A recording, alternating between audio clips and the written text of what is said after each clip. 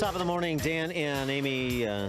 Several signature lines from Trump's address to the joint session of Congress last night. We've talked about them over the last few hours. America's back. Didn't need new legislation. We just need a new president to secure the border. But also this statement that he made, which is applicable beyond the issue in which he made it. The idea of how we view children.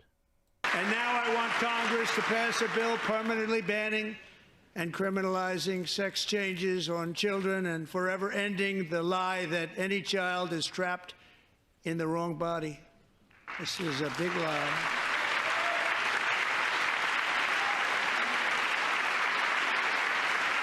And our message to every child in America is that you are perfect exactly the way God made you. Yeah, that's a big one. And that would include, I would say, and I think Trump would agree, and Vance would agree, children in the womb, too. It's funny because at our, not haha funny, just interesting, timely, that at our watch party yesterday at the Meridian Banquet Hall in Rolling Meadows, Nancy Gianni was there from Gigi's Playhouse. Oh, yeah. And Gigi, her daughter, who's the inspiration for Gigi's Playhouse, yes. Is going to do a PowerPoint presentation on individuals with Down syndrome before the UN on International Down Syndrome Day, which is March 21st. Oh, good. We're going to have to watch that. So, and play it the next morning for you folks. But the idea is basically having to tell the international community, such as it is, why Gigi has a right to live. Because there's certain countries where if they do a prenatal test and they find out you have Down syndrome, they want to abort the child. Yeah, well, immediately. Including in this country for the most part. And it's not as bad as some of the Scandinavian countries, but it's not good. Which is a perfect segue to our next guest. Kirt Wiggins is the president of the Caring Network. And we here at AM 560 are doing a joint effort with the Caring Network to raise $20,000 to support the Caring Network's mission to reach abortion-minded women first and equip them to choose life by providing them with nurses, ultrasounds, pregnancy counselors, and support while sharing the gospel and praying with the women they serve. So, trying to provide women with information to consider the decision they will make. Kirt Wiggins, thanks so much for joining us. Appreciate it. Yeah, thanks for having me on, Dan and Amy. So give us some background on the Caring Network and what you guys do and what sort of success you found. And by the way, I forgot about this, but our friend Doug Truax ran for office before. Now he's with Restoration America, is your board chair. So just Correct. In terms of Truax has some public profile. So Yep. Interesting connect there. But anyway, the Caring Network. Yeah, so it started in 1981 in DuPage County, just a group of volunteers that got together. Roe versus Wade was in force, and so they said, how do we help women with unexpected pregnancies? Got started with they'd pass out cards, then they'd ring in a mechanic's garage, and then volunteers would meet with these women in a McDonald's or a coffee shop. And so it grew from volunteers to now we have in DuPage County, we've got 6 women's clinics. Then we've got another in Aurora, and then we're opening 5 more in the city of Chicago in the most difficult places where abortion's escalating in African-American, Latino, low-income communities. And so I got involved 5 years ago, and looking at in 2018, 42,000 abortions in Illinois. Mm-hmm. It grew up in 2022 to 56,000 abortions in Illinois. And then Dobbs overturned Roe, and the year after that, over 90,000 abortions in Illinois in 2023. And so looking at that and saying, okay, there's 106 pregnancy resource centers in Illinois and 32 abortion facilities. So pregnancy resource centers outnumber abortion facilities more than 3 to 1. And I looked at it and say, then why are we losing at such an exponential rate? What's the problem, right? And so as I dug into that more, realized that pregnancy resource centers are doing a really great job. But majority of them are reaching abortion vulnerable women is what we call them, women that get pregnant unexpectedly. If they just had resources, material goods, they'd choose life for the baby. That's an important and great work to do. The abortion-minded woman is the woman who gets pregnant unexpectedly, and she's going to go to Planned Parenthood tomorrow to have an abortion. And that's the woman that a Caring Network is uniquely equipped to serve and to reach. When I dug into it in terms of our work, between 2010 and 2020, we grew from 3 to 6 women's clinics in DuPage County. During that time, we saw abortions drop by 40% in DuPage County, and we saw 2 of the 4 abortion facilities shut down. We believe God used us to help make that happen. The average decline across any other county was 5% at best. So, seeing that said, we're going to put a plan together to scale to be able to start 25 new clinics in the most strategic places across the state of Illinois to serve more abortion-minded women, save more lives, and to take market share from Planned Parenthood and to shut them down. But walk us through the process. How do you reach those abortion-minded women? Yeah, so women are searching on their phone, abortion near me. Okay. She gets pregnant unexpectedly. She searched on her phone. And so coming up in that top of that feed when she searches, we want to be at the top.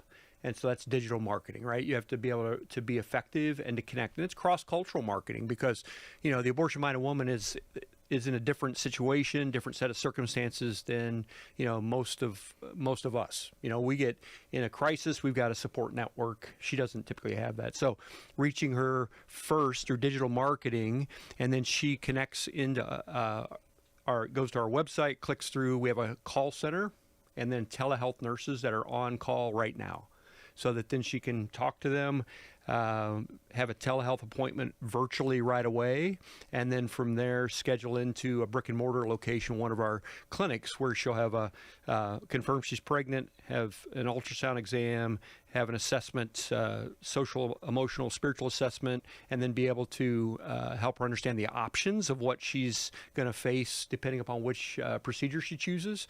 And then we provide resources and refer her to a place where she can get support. So it's a holistic process, but the reaching her first is critical. If a abortion-minded woman chooses to go to Planned Parenthood or another abortion facility, the chance that she's going to choose life is less than 10%. If she comes to us, it's over 65%. And so that's why it's so essential that we reach her first. And so give us the profile of the abortion-minded woman. Is this, I'm not that there's a singular profile, but you know what I'm saying? Is it more likely to be, a matter of convenience, not resources? It's not frightening about, do I have the resources to have a child and raise a child? But other circumstances that need to be addressed, psychological, as you say, support network related, the father, all those sorts of things. Yeah, people listening, imagine, who do you think of when you think abortion-minded woman? What are her characteristics? Well, some of the statistics are 75% qualify as poor or low income, mm-hmm. 60% are in their 20s, 12% in their teens.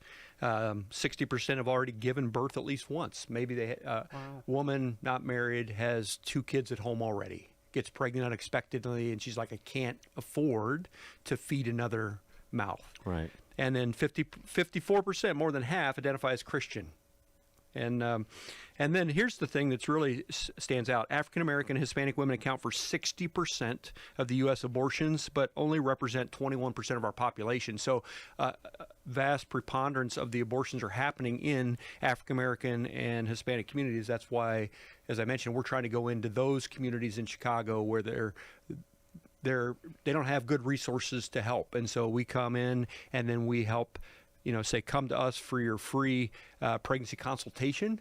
We'll provide free services, help to provide the support network through the community, through the churches in that community, so that she doesn't have to walk alone. And so it's this idea in many cases where we'll help you live your values. Right? Yes. This is where you want to be if we could take away some of the fear factor. Yes. And that's what you do. Yeah, very much so. And she's really in an emotional crisis. Like I tell some people, they say, what do you do? I say, well, I manage a crisis decision-making organization, mm-hmm. because she's at a point of crisis.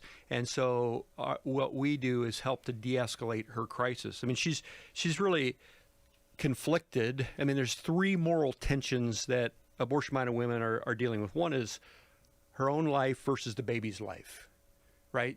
Because if I have this baby, then essentially I'm dying to myself. And so am I going to end my life or am I going to end the life of the baby? So she's in that tension point.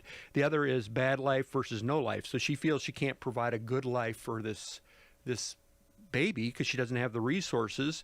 So maybe ending the life of the baby would be, in her mind, a kinder thing to do, even though we know that's not rational. That's how she's feeling. And then shame versus guilt. Shame over from community, from church, if she has the baby, pregnant unexpectedly, guilt for ending the life of a baby. So these three moral tensions are really at the nexus point that we go in and try to help, de-escalate the crisis by dealing with those three tension points and helping her to then equipping her to make an informed choice.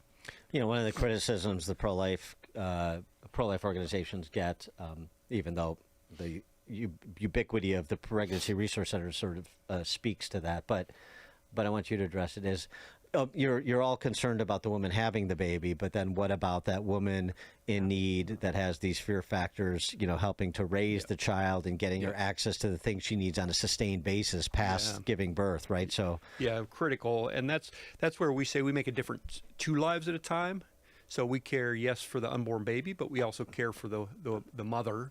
And so we provide this network of support. Before we open up any clinic in any location, we have to go in and identify what are the resources in that community that we can help refer her to and partner with so that she has somebody that's walking with her after she gives birth. One of the things we do is we have what we call baby banks. So church in a community, let's think in Chicago, and they have diapers, wipes, material goods, everything a new mom would need for the baby. And she chooses life, we give her for 4 years. After that, she can go and get the resources she needs for free to be able to have the material goods and support. I mean, listen, diapers aren't cheap. Oh, my accountant told me with the years that I had both of my boys back to back, I spent $10,000 on diapers. Yeah. Yes. I mean, that's why you got to potty train them right away, Dan. Parenting tip for you, just in case you need it. Yeah. But that's a big commitment, and that's huge. Yeah. So we create those networks. That's why we're called the Caring Network. It's a network of support to be able to walk with her so that you don't have to go through this crisis alone. We're with you. We're going to stand with you. And so it starts with reaching her first. So you need help. Yes. You have a goal to raise $20,000 to support the mission. Yep. Where are you right now in your campaign, and how can people help? Yeah, so we are making progress thanks to many people that are listening, but we still need more help. We're about, a third of the way there. And so one of the ways they can help is a gift of $150 would help reach 5 women that are considering an abortion, and they can give that today. Or even a gift of $4,000 would cover the cost of certifying and training in ultrasound tech. So ultrasound tech and RDMS needs training, and that helps because the ultrasound is a critical piece of being able to help this abortion-minded woman see the image of her baby. And I believe God's wired women with a maternal connection that happens when she sees that. There's a maternal instinct that takes over, and so that's why it's so critical to do the ultrasound. So $4,000 will help with that, but whatever you can help with, we would love it. We're just we need the support to be able to scale and to serve more women, save more lives, and take market share from Planned Parenthood and shut them down. 560theanswer.com/caring. That's 560theanswer.com/caring. You can make a donation there or call 855-84-WOMEN. That's 855-84-WOMEN. The other question, too, you mentioned 106 pregnancy resource centers around the state. So we get this in politics all the time, like organizations that are similarly situated doing similar work. Are you guys working together to make sure that scarce resources are being used as efficiently as possible? And when you talk about the network in areas where you don't have a clinic, are you working with other pregnancy resource centers to be part of that network? Yeah, so one of our strategic priorities is go where the need is greatest. So low-income inner-city Chicago communities, there's a great need, and there's no other effective pregnancy resource centers in those communities doing the work. So we're not going to go in where, if somebody's there already doing effective work, we're going to say, hey, we're not going to come in. Right. We want to make sure we're going to the right places. And so the places where the need is greatest, especially in the city of Chicago, is where we're focused. And then, even in places where, like Aurora, it's like, the number of abortions in a community like Aurora, there's already another group there doing a great job. Waterleaf is doing a great job. Yeah, Waterleaf. But we come in and we say, you know what? We're not here to step on your toes. We're here to end abortion, and so let's try to work together, and they understand that. Again, 560theanswer.com/caring or 855-84-WOMEN, 855-84-WOMEN to make a donation. $150 can help the Caring Network reach 5 women who are considering abortion. As Kirt said, a gift of $4,000 covers the cost of certifying and training in ultrasound tech. The goal that we have is to help the Caring Network reach her first, as the campaign theme. The goal is to raise $20,000 to support the mission of the Caring Network that Kirt Wiggins has nicely articulated. Kirt Wiggins, president of the Caring Network. Kirt, thanks so much for joining us. Thanks for having me today. Thank you. Yep. This is the morning show more Chicago radio listeners are choosing. This is Chicago's Morning Answer on AM 560. The Answer.